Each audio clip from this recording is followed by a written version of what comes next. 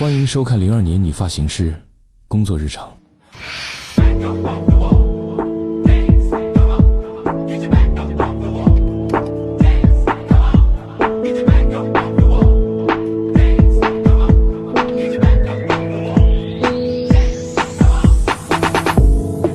今天開始伸出發夢，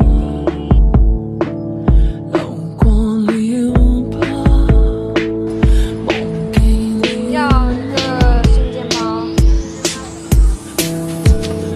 窗紗邊餐台的背對，曾經種花，如今任誰從屏幕裏看從前，而誰停下傾我們時，猶如是18歲的青年很好。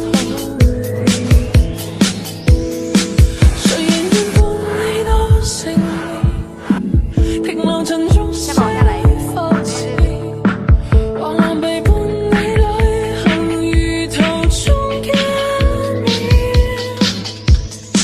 只可惜風景都錯過，差一天方可親吻我，喜歡這觸摸。